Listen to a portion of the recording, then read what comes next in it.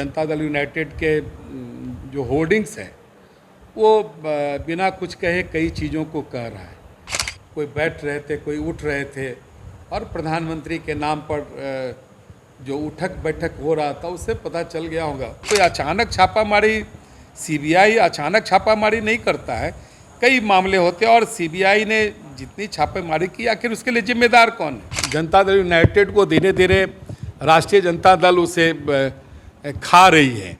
नमस्कार, आप देखना शुरू कर चुके हैं लाइव सीरीज। मेरा नाम अभिषेक है। बिहार में सियासी उलटफेर के बीच एक दूसरे पर बयानबाजी तेज हो गई है। जो विपक्ष है और सत्ता पक्ष के बीच लगातार तीखी बयानबाजी हो रही है। इसी बीच बिहार के पूर्व उप मुख्यमंत्री तारकिशोर प्रसाद मुजफ्फरपुर पहुंचे थे। इस दौरान उन्होंने नीतीश सरकार पर जमकर हमला बोला है, कई सारी बातों को कहा है। उन्होंने कहा कि अब वो दबाव में काम कर रहे हैं, भ्रष्टाचारियों के साथ दबाव में काम कर रहे हैं। साथ ही साथ उन्होंने ये भी कहा कि जो आरोप लगाए जा रहे हैं सीबीआई को लेकर, जो तेजस्वी यादव ने आरोप लगाया कि बीजेपी नेताओं के यहाँ क्यों नहीं छापेमारी होती है, उस पर उनका साफ साफ कहना है ये सब कहना बेईमानी है। क्योंकि जब शुरुआत हुई थी और इन घटनाओं के पीछे जो मामले हैं, जिन लोगों ने शिकायत की थी, वो लोग कौन लोग थे, किसके साथ हैं, वो भी जान लीजिए। उन्होंने कई सारी बातों को कहा। उन्होंने कहा कि किसी को प्रधानमंत्री बनना है, किसी को भ्रष्टाचार मुक्त बनना है, इसी को लेकर गठबंधन किए हुए हैं। उन्होंने ये भी कहा कि प्रधानमंत्री बनने के लिए प्रधानमंत्री के नाम पर उठक बैठक हो रही है। उन्होंने कई सारी बातों को कहा। क्या कुछ कह रहे हैं, सुनिए। मुजफ्फरपुर के दौरे पर हूँ और आपने देखा होगा कि किस प्रकार से बिहार के मुख्यमंत्री जी ने 2020 में जब हम सब एनडीए की सरकार के रूप में शपथ लिए थे और उस समय के तत्कालीन मंत्री श्री मेवालाल चौधरी जो हमारे बीच अभी नहीं हैं, और उन पर कृषि विश्वविद्यालय की बहाली के संबंध में आरोप लगा था। और तुरंत मुझे लगता है, मुझे जहाँ तक ध्यान में आ रहा है कि 17 नवंबर को विभाग का बंटवारा हुआ था और 19 नवंबर को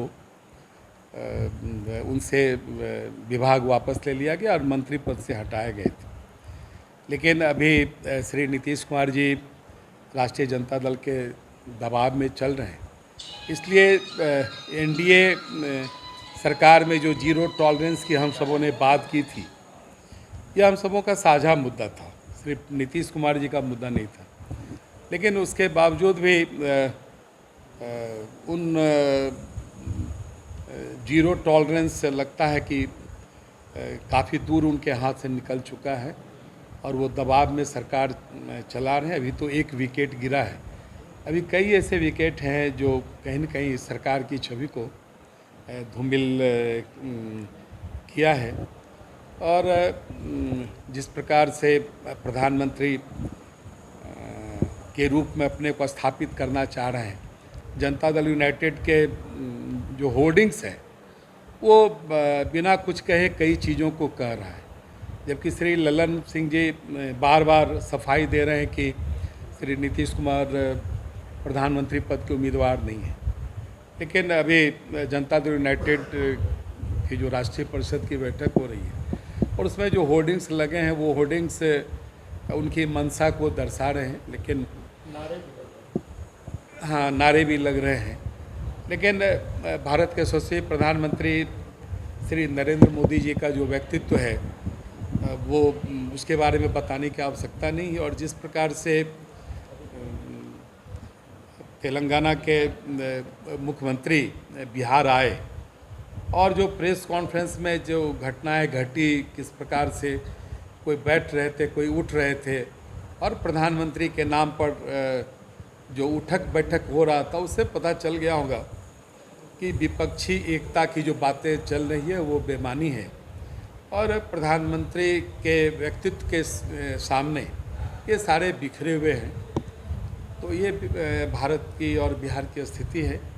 आने वाले दिनों में जो माननीय प्रधानमंत्री जी ने देश के विकास के लिए, देश के आम लोगों के लिए जो योजनाएं प्रारंभ की है, उसका असर आम लोगों पर है और आने वाले दिनों में 2024 के चुनाव में स्पष्ट तौर पर दिखेगा। दो चीज़ें बहुत स्पष्ट हैं। भारत के यशस्वी प्रधानमंत्री श्री नरेंद्र मोदी ने जिन योजनाओं को लागू किया, उसका सीधा लाभ आम लोगों को मिला है। चाहे वो कृषि का क्षेत्र हो, चाहे निःशुल्क टीकाकरण हो, या फिर कोरोना के कालखंड में आम लोगों को निःशुल्क राशन पहुंचाने की बात हो, स्वास्थ्य के क्षेत्र में उज्ज्वला योजना के माध्यम से आम लोगों को गैस कनेक्शन देने के संबंध में, और भी जो कई योजनाएं हैं जिसका विस्तार से भी चर्चा करना संभव नहीं है, वो आम लोगों तक वो पहुंचा है। लेकिन जिस जुमले की बात हो रही है, और श्री नीतीश कुमार जी एनडीए के जब मुख्यमंत्री के रूप में काम कर रहे थे, वो सारी चीज़ें हम सबों ने करके दिखाया है।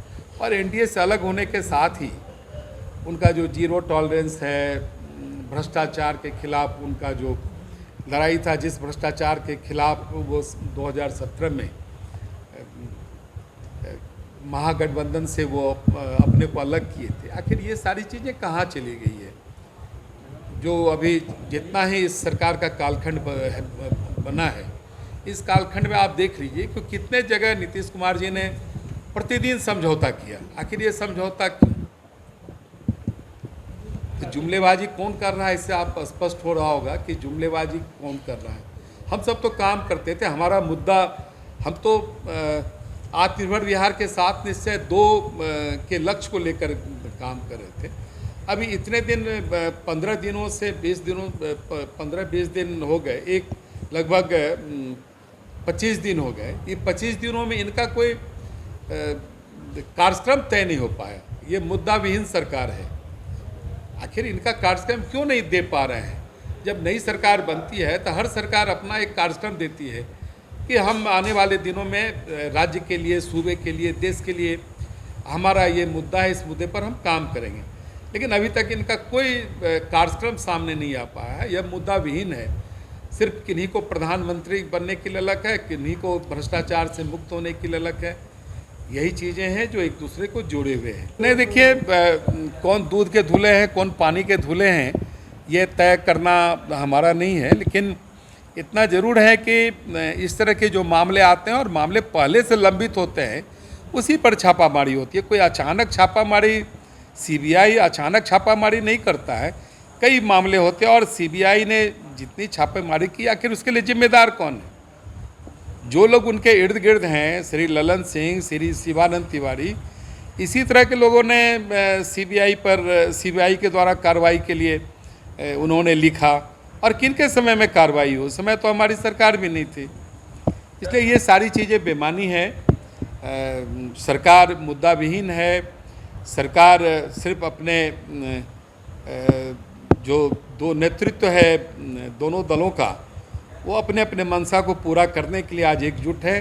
बिहार की जनता आने वाले दिनों में इसका करारा जवाब देगी। ये बात तो सही है कि जनता दल यूनाइटेड को धीरे धीरे राष्ट्रीय जनता दल उसे खा रही है, और 5-7 मात्र माननीय विधायकों के इधर या उधर जाने से यह सरकार पलट सकती है। तो यह तो आप इंतजार करें कि राष्ट्रीय जनता दल यूनाइटेड को कब अपदस्थ करती है। यह तो सबको पता है, आपको भी पता है जी।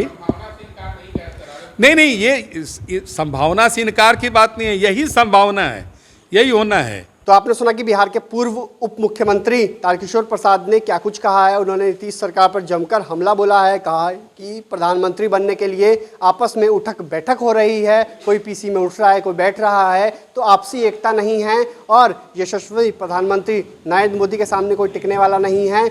और उन्होंने कई सारी बातों को कहा है। जिस तरीके से पोस्टर से ये जो जेडीयू कार्यालय में जो पोस्टर लगाए गए हैं, उस अनुसार साफ उनकी मंशा दिख रही है कि किस तरीके से वो प्रधानमंत्री बनने की उनमें मंशा है। तो बने रहिए लाइव सिटीज़ के साथ। हमारे यूट्यूब चैनल को सब्सक्राइब करिए, फेसबुक पेज को लाइक करिए।